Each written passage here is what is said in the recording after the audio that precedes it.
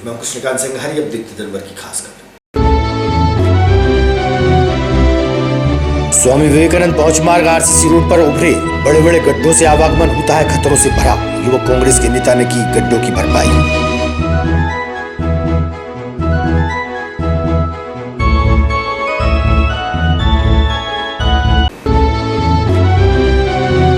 शहर सिटी कोतवाली क्षेत्र में 3 युवकों द्वारा अलग अलग स्थानों पर आत्महत्या के मामले आए सामने। पुलिस ने दी जानकारी।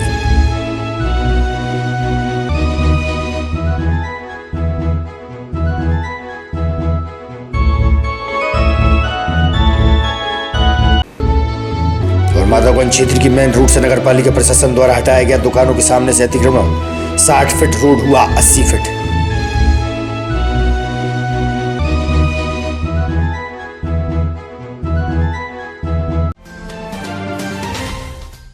अब खबर विस्तार से। उदयगिरी सोनपुरा पंचायत में विद्युत पोल पूरी तरह धराशायी हो गया है। ग्रामीणों द्वारा कई बार शिकायत के बाद भी उस पोल का सुधार नहीं हो पा रहा है। ग्रामीणों ने बताई अपनी परेशानियां।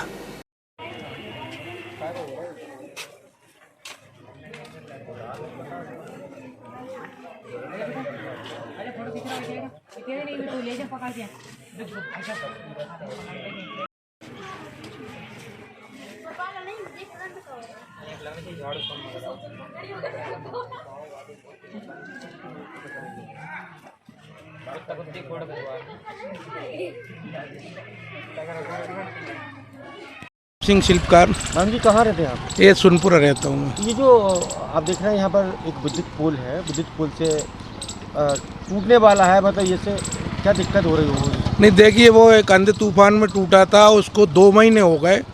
इसकी आवेदन हम मीना जी को दे चुके, उसकी रिसिप्ट भी हमारे पास रखी, मगर बिजली घर वाला कोई नहीं सुनता। मैं आज भी गया था मीना जी के पास। पोल से लगभग कितने घरों की? करीबन 10-12 लोग, और वहीं पे छोटे छोटे बच्चे खेलते। केवल 2 तार पे हिल गया खम्मा जमीन वाले। कभी भी टूट जाएगा, कोई भी मर जाएगा। माधवगंज क्षेत्र मालवीय उद्यान के सामने की दुकानदारों द्वारा रोड पर अतिक्रमण कर लिया गया था। आज नगर पालिका कर्मचारियों द्वारा रोड से दुकानों का अतिक्रमण हटाया गया। 60 फीट चौड़ी सड़क को 80 फीट में तब्दील कर दिया गया। उक्त क्षेत्र के दुकानदार एवं अतिक्रमण मुहिम के जिम्मेदार द्वारा दी गई जानकारी।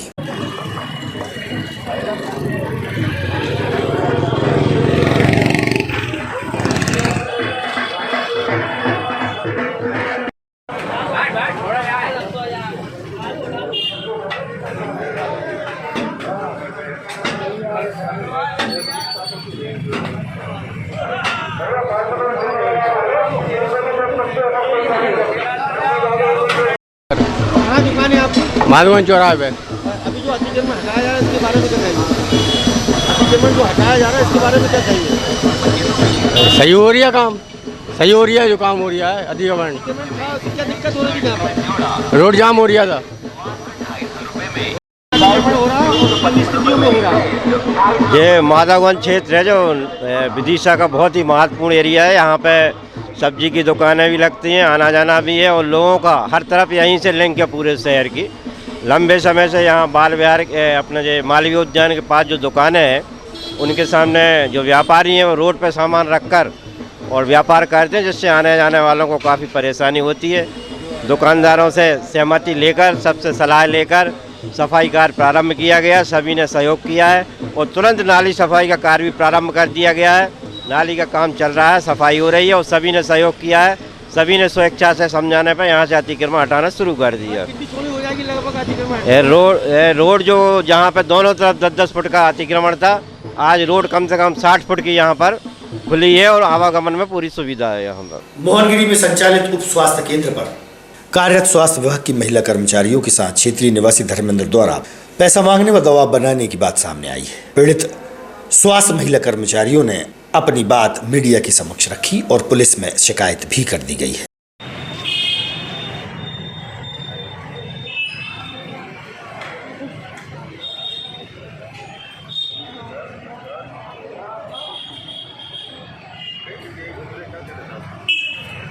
स्टाफ नर्स है यूपीएससी मोहनगिरी के। वहाँ पे सामने एक धर्मेंद्र प्रसाद करके एक टीचर हैं जो हमको हमारी यूपीएससी के काम करने में पूरी बाधा पहुँचाते हैं।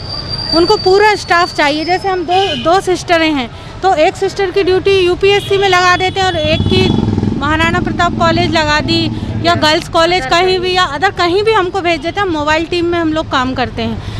तो धर्मेंद्र जो है क्या चाहता है? वो हमसे पैसे की डिमांड करते कितने हैं। पैसे मांगे? 5,000 रुपये महीना मांग। आपसे अकेले मांगे कि सबसे मांगे? फार्मासिस्ट हैं जो हमारी उनके द्वारा उनने खबर पहुंचाई थी। तो उनका क्या मतलब कहना, उनकी पत्नी वगैरह भी क्या है? पत्नी उनकी पत्रकार हैं और जो धर्मेंद्र प्रसाद हैं वो टीचर हैं खुद सरकारी। तो वो ये कहते हैं कि हमारी ही सरकार चलेगी, यहाँ नौकरी करना है आपको। कब मांगे थे पैसे? उन्होंने 15 अगस्त पे मांगे थे। तो अभी 26 जनवरी पे कुछ पैसे की डिमांड की है क्या?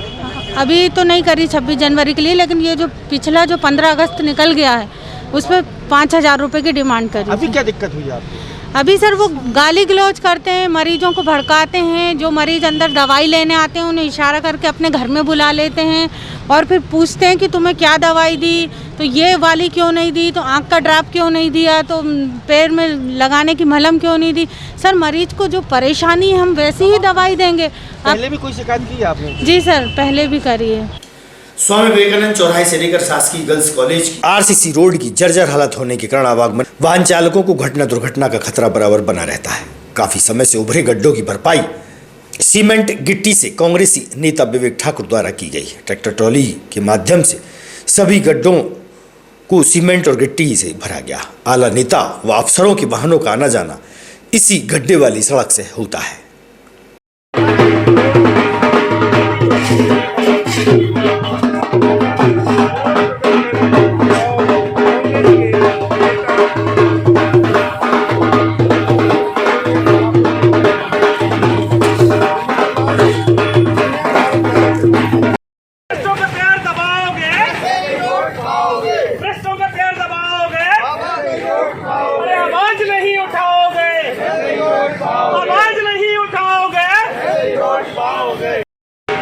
भ्रष्टों का पैर दबाओगे, भ्रष्टों का पैर दबाओगे, आवाज नहीं उठाओगे, अरे मुंह नहीं खोलोगे तो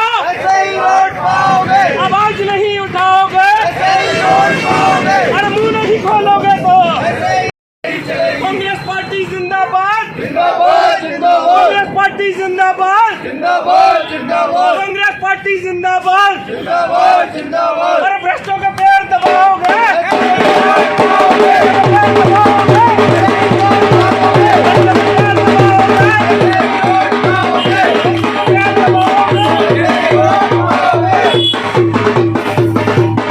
अब ये सबसे व्यस्ततम रोड है। यहाँ से भोपाल के लिए जाते हैं और यहीं से कलेक्टेड सारे अधिकारी यहाँ से निकलते हैं। उसके बाद देखिए प्रशासन की उदासीनता के कारण आज सब हम कांग्रेस के कार्यकर्ताओं ने मिलकर इस रोड में जीरा गिट्टी डाली हुई है। आप ये देखिए, ये रोड वीआईपी रोड है जो भोपाल जाता है। यहाँ से सारे मंत्री निकलते हैं और यहीं से माननीय मुख्यमंत्री जी निकलते हैं और प्रभारी मंत्री जी भी निकलते हैं और यहीं से कलेक्टर साहब निकलते हैं। सारे अधिकारी जो है इस रोड से होकर ऑफिस जाते हैं। बावजूद इस रोड की क्या हालत है आप देख सकते हैं। तो हम सब लोगों ने मिलकर कांग्रेस के कार्यकर्ताओं ने आज इस रोड पर जीरा गिट्टी डाली हुई है।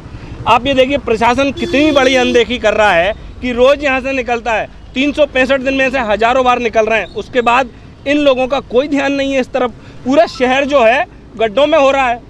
ये शहर और जनता का ध्यान आकर्षित करने के लिए कुछ नारेबाजी भी की आपने, क्या है कुछ बताएंगे? हमने ये बोला है कि जनता से हमने निवेदन किया है कि आप लोग मुंह खोलो, मुंह नहीं खोलोगे तो ये लोग नहीं कुछ चेतेंगे। तो हम लोगों ने नारे किए। किस तरह से नारे लगाए? हमने बोला मुंह नहीं खोलोगे तो ऐसे ही दब पाओगे, मुंह नहीं खोलोगे तो ऐसे ही रोड पाओगे जी। और कुछ ये कह रहे थे भ्रष्टाचार के बारे में, भ्रष्टाचारियों के पैर दबाओगे तो ऐसे ही रोड पाओगे। इसका कुछ निदान निकलना है रोड।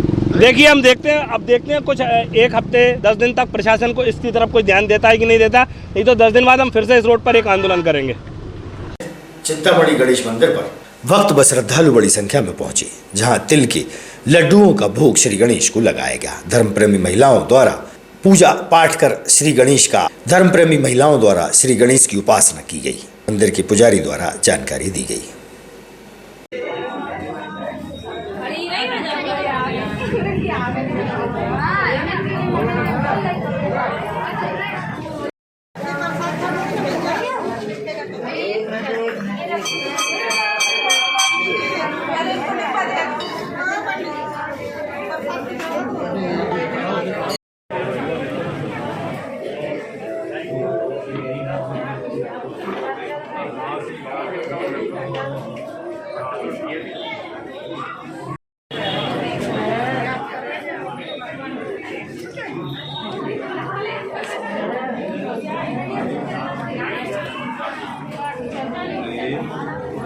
क्या है यहाँ पर मंदिर पर पूजा पाठ हो रही है?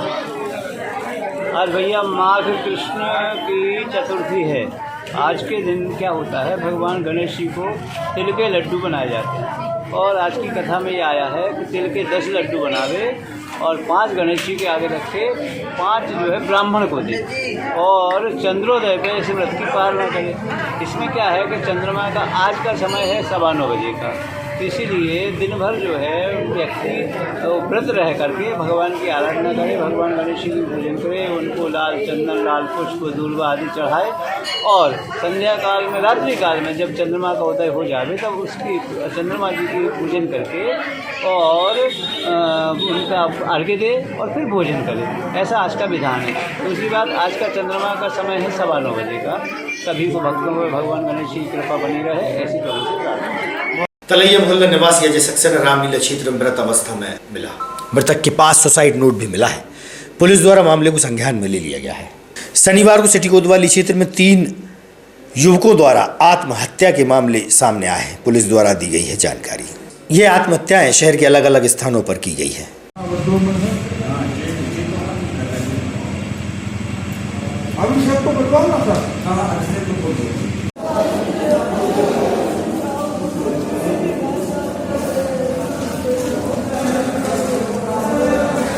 धर्मेंद्र सक्सेना। ये जो मृतक अजय हैं, ये कौन है, आप पहचानते? जी मेरा सबसे छोटा भाई है वो। क्या हुआ, क्यों किया?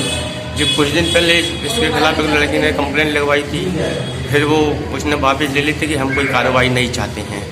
फिर उसके बाद महिला थाना से 2 कांस्टेबल आए, उसको हमको बुलाया तो भाई दोनों गए वहाँ, तो उस मैडम ने उनको वहाँ बैठा लिया। मेरे भाई को बहुत मारा और बोली वो तू तो जेल जाएगा, तू तो जेल जाएगा। और उसका इधर उसके वो लड़की के पिता और भाई दोनों उसको रोज़ परेशान करते थे। एक दिन उसको पकड़ के उन्होंने मारा भी था, तो जिसकी उसने थाने में कंप्लेंट भी करवाई थी, उसका मेडिकल भी हुआ था, उस मेडिकल की कापी भी है मेरे पास। फिर भी उन्होंने, मैडम ने उसको बहुत मारा। वो इस सदमे में आगे उसने अब ये कदम उठाया। मैं चाहता हूँ उस पर कोई कार्रवाई की जाए। सर, जो मर्ग कायमी चल रही है, किसकी है, कहाँ रहते हैं, क्या कारण रहा? आज दिनांक 22 जनवरी 2022 को सुबह 7 बजे थाना कोतवाली की दिशा में सूचना मिली कि एक व्यक्ति जो संदिग्ध हालत में पड़ा हुआ है रामलीला मैदान के पीछे की सूचना पर वरिष्ठ अधिकारियों को अवगत कराने के बाद हम लोग मौके पर गए। मौके पर वहां पर जाकर देखो तो मृतक के जेब में एक सुसाइड नोट मिला है, जिसके द्वारा उसका नाम अजय सक्सेना ज्ञात हुआ है। मृतक की डेड बॉडी के पास में उसके उल्टी कुछ की है, जिसको कि एफएसएल टीम के द्वारा जब्त किया जाकर उसका वैज्ञानिक परीक्षण किया जाएगा। बाद अजय सक्सेना नाम का थाने पर रिपोर्ट देखने पर उसके परिजनों को बुलवाकर डेड बॉडी की मर्ग इंटीमेशन और मर्ग पंचनामा कार्रवाई करके हॉस्पिटल में मर्चरी रूम में उसकी पीएम कार्रवाई की जा रही है। मर्ग जांच जारी है। सर, इसी बंदे को लेकर कुछ दिन पहले कोतवाली में कोई और मामले भी आए थे? हाँ, इसमें जो है एक लड़की ने इसके खिलाफ रिपोर्ट लिखाई थी। बाद में लड़की ने बोल दिया था कि मैं इस पर अब कोई कार्रवाई नहीं चाहती हूँ, तो वह रिपोर्ट अब उस रिपोर्ट की जांच बंद कर दी गई थी। आज की खबरों को देते ही पर विराम। आगामी खबरों के लिए आप देखते रहिएगा विदिशा न्यूज। हमें दीजिए इजाजत। नमस्कार। अगर आप ये वीडियो फेसबुक पर देख रहे हैं तो लाइक जरूर करें और ज्यादा से ज्यादा शेयर करें। धन्यवाद।